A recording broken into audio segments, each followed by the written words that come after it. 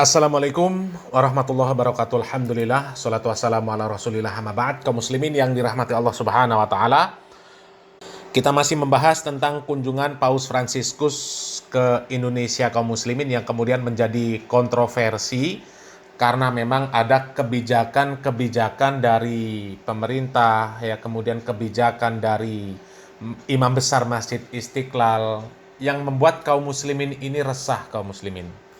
Coba bayangkan kaum muslimin ya, demi acara Paus Fransiskus, sampai-sampai ada kebijakan di media itu azan ditiadakan. Padahal biasanya ada. Ya, azan maghrib biasanya ada di televisi, tapi ditiadakan demi berjalannya acara live streaming Paus Fransiskus tanpa jeda. Padahal mayoritas penduduk Indonesia ini, mereka muslim. Untuk apa disuguhi dengan tontonan yang seperti itu? Ya.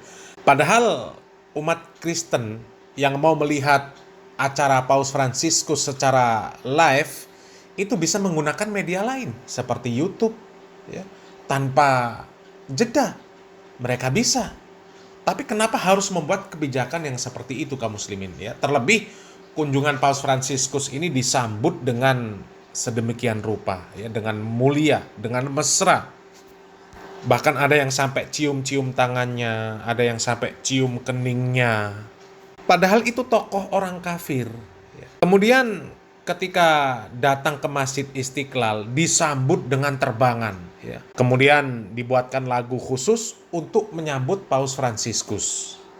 Ya pokoknya kalau kita lihat rangkaian acaranya kaum muslimin ya, Paus Fransiskus itu diperlakukan dengan sedemikian rupa, dengan mulia, ya, bahkan sampai dicium-cium keningnya dengan alasan itu adalah toleransi, ya, kemudian mempererat hubungan antar umat beragama, ya. Padahal sementara di sisi lain justru malah memperkeruh suasana di kalangan umat Islam. Jadi mereka rukun dengan orang kafir, tapi dengan sesama Islam malah terjadi perselisihan yang banyak. Dan inilah yang kemudian mengundang komentar dari Buya Yahya kaum muslimin. Ya, kami mendapatkan sebuah video dari channel Nuansa Islam kaum muslimin. Ya, di sana diberikan judul rezim undang Paus Fransiskus, keras peringatan Buya Yahya soal ini. Ya, coba kaum muslimin ya kita simak bagaimana nasihat Buya Yahya, bagaimana komentar Buya Yahya terkait permasalahan ini kaum muslimin. Ya, kita simak video. Kan sebuah ketidakcerdasan kalau kita berdamai dengan orang luar, kita berantem di rumah tangga kita. Artinya seorang pemimpin agama atau seorang tokoh itu di saat ingin menyampaikan sesuatu dipikirkan kembalinya kepada keluargaku seperti apa sih. Bukankah aku berkeinginan menjalin hubungan baik dengan orang di luar, tapi jangan sampai ada keluargaku yang sakit, tersakiti. Sekarang ada orang bisa mesra dengan agama lain, tapi dengan agamanya sendiri nggak baik. Berarti salah orang ini. Yang hebat baginda Nabi mengajarkan baik dengan orang lain, baik dengan saudara kita. Dan itu yang diambil para ulama-ulama kita. Kalau seandainya kita tidak mengucapkan selamat hari Natal kepada saudara tetangga saya Nasrani, dia tidak marah dengan saya. Termasuk agama apapun, nggak ada marah dengan saya. Yang nggak ada masalah biasa. Mereka tidak mengucapkan selamat hari raya atau yang lainnya juga tidak ada masalah. Semua agama punya aturan masing-masing. Saya tidak perlu memaksa orang-orang agama beda untuk mengucapkan salam selamat kepada saya, nggak perlu. Dan saya pun tidak perlu memaksakan saya harus bertentangan melanggar teman-teman saya, lalu saya berbaik-baik dengan dia, lalu saya dekat dengan dia. Tidak harus saya dekat bermesraan dengan dia. Yang penting kalau punya perlu bantuan-bantuan.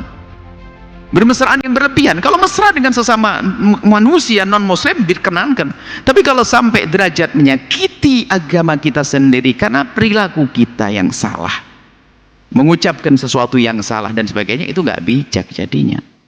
Saya tidak mengerti maksudnya apa maksud menteri agama, mungkin maksudnya baik, wallah alam. Saya tidak mengatakan tentang menteri agama, maksudnya semuanya ini rambu-rambu saya ingin letakkan. Jika Anda ingin berbaik-baik dengan tetangga, catatannya adalah jangan berbuat baik kepada tetangga tapi membuat rusak di dalam rumahmu. Itu orang cerdas. Jangan kita berbuat baik kepada agama lain, ternyata dengan orang seagama Anda membuat masalah. Berarti Anda nggak bijak. Bukankah sebaik-baik orang ambil ikan tuh yang airnya nggak usah keruh? Bagaimana Anda, kehebatan Anda, mungkin Anda sebagai seorang presiden, seorang menteri agama, seorang tokoh, seorang apa, Anda bisa menjalin hubungan baik dengan sesama tanpa buat keruh di dalam agama sendiri. Nah, ini bijak, itu baru istimewa. Dan itu yang dilakukan oleh pendahulu-pendahulu yang hebat. Dari para imam-imam kita, mereka bisa baik dengan agama manapun. Kalau tahu kisah bagaimana penaklukan Muhammad Al-Fatih, tetap saja indah, tapi tidak menyakiti agama yang seagama. Ini kritik buat diri kita dan Anda semuanya. Saya tidak mengatakan kepada menteri agama dan sebagainya, Anda ini rumusnya begitu, jangan Anda mesra-mesra dengan agama lain, orang lain, tapi dengan agama kita ternyata kita bikin keruh, bikin masalah. Berarti tidak bijak, menjadi sebab pertentangan. Alangkah banyaknya dari kalimat yang kita ucapkan, mungkin tujuannya baik karena kurang kecerdasan sehingga di rumah kita jadi berantakan. Lah, apakah ini menjadi sebuah kebaikan? Biarpun tujuannya baik, menjadi tidak baik karena membuat keresahan. Kami berdoa kepada siapa? Kami mohon kepada Allah, semoga siapapun yang ngurusi negara ini diberi oleh Allah kebijakan sehingga apapun yang diungkapkan tidak menjadi sebab kegelisahan dan sebagainya. Adapun waktu ada orang mengucapkan selamat seperti itu, ya kita tidak tahu tujuannya apa. Apakah memang Islam ini sudah betul-betul menurutnya itu adalah sangat jelek sehingga harus berbahasa basi seperti itu, atau bagaimana? Atau memang ada yang dilihat sendiri, wallah alam bisawab. Yang jelas Islam sudah jelas rambu-rambunya. Bahkan kami selalu tekankan bahasanya tidak ada toleransi di dalam Islam, karena toleransi tidak pantas diterapkan dalam Islam. Di agama lain mungkin ada toleransi, yang ada dalam Islam lebih dari toleransi, kewajiban. Toleransi itu apa sih? Toleransi itu begini, sebetulnya Anda nggak boleh ikut cuman karena satu hal, ya saya tolerir deh, Anda boleh ikut. Itu kan gak enak, bikin sakit hati. Tapi kalau Islam tidak, Anda boleh hidup di dalam negeri kaum muslimin dalam keadaan baik-baik. Toleran, kewajiban, bukan toleransi. Lebih daripada toleransi yang dalam Islam. Gak usah ragu kita dengan Islam. Hei Anda saudara kami yang Kristiani, Anda harus takut. Anda hidup berdampingan dengan orang Islam. Kalau Islam itu benar, Anda akan dimuliakan. Tetangga Anda sakit, Anda akan diobati. Anda lapar, Anda akan dikasih makan. Baik. Jadi umat Islam kami himbau semuanya, jangan Anda merasa takut Islam itu nanti takut dianggap jelek. Kalau dianggap, kenapa takut dianggap jelek? Takut dianggap tak tolerir. Loh, Anda ini bukan berpegang dengan agama. Agama itu agama Nabi, rahmatan lil alamin, harus yakin itu. Bahkan semua hukum-hukum yang disetuskan ulama-ulama itu adalah pasti membawa keindahan, nggak akan bikin kerusakan. Nah, kaum muslimin ya, kalau bagi kami ini komentar yang sangat tajam, kaum muslimin ya. Kata Buya Yahya, sebuah ketidakcerdasan kalau kita berdamai dengan orang lain sementara kisruh dengan keluarga sendiri. Rumah tangga kita ini malah berantem demi kita berdamai dengan orang lain. Itu kan sebuah ketidakcerdasan. Ya, itu bahasa halusnya. Ya, kalau bahasa kasarnya ya sebuah kebodohan. Ya, kita memilih mesra dengan orang lain sementara kita ribut dengan rumah tangga kita. Ya, kan kebodohan itu namanya. Apalagi bukan cuma demi berdamai dengan orang lain, ya. Demi orang lain senang, kita rela menyakiti keluarga kita sendiri. Coba ya, demi berjalannya acara Paus Fransiskus di televisi live tanpa jeda sehingga azan maghrib ya, yang biasanya ada di media kemudian ditiadakan, diganti dengan running text. Sementara yang menonton ya, penonton televisi di Indonesia ini mayoritas kaum muslimin. Untuk apa coba? Itu kan menyakiti kaum muslimin namanya, menyakiti keluarganya sendiri.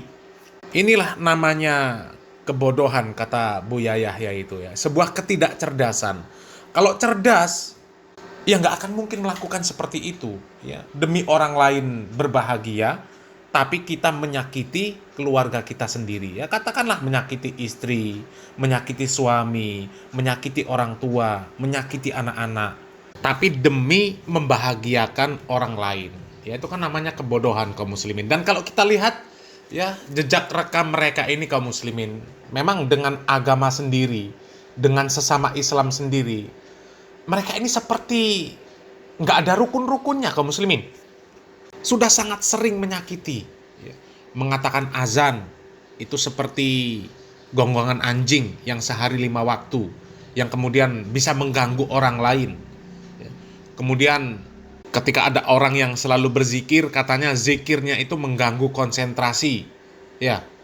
Kemudian ya, itu para banser GP Ansor sering nolak kajian, sering membubarkan kajian. Padahal itu sesama Islam. Sesama Islam. Ya, tapi dengan orang kafir, ya kita lihat sendiri. Ya, acara Natalan dijaga, patung Bunda Maria itu ikut diangkat bareng-bareng, ikut mengarak. Ya bahkan mereka sampai rela nyanyi-nyanyi, ya ikut nyanyi-nyanyi di dalam gereja. Itu kan namanya kebodohan, ya. Dengan keluarga sendiri, dengan sesama kaum muslimin ribut, ya, hanya demi membahagiakan, hanya demi untuk bisa rukun dengan orang-orang kafir. Dan menurut kami penjelasan dari Buya Yahya, komentar dari Buya Yahya tadi sudah panjang kali lebar kali tinggi kaum muslimin, ya. Kalau masih tidak paham juga, kemudian kalau belum sadar juga, itu keterlaluan kaum muslimin, ya. Mudah-mudahan Allah Subhanahu wa taala memberikan taufik dan hidayah kepada mereka kaum muslimin. Salam waras, salam akal sehat, barakallahu fikum. Wassalamualaikum warahmatullahi wabarakatuh.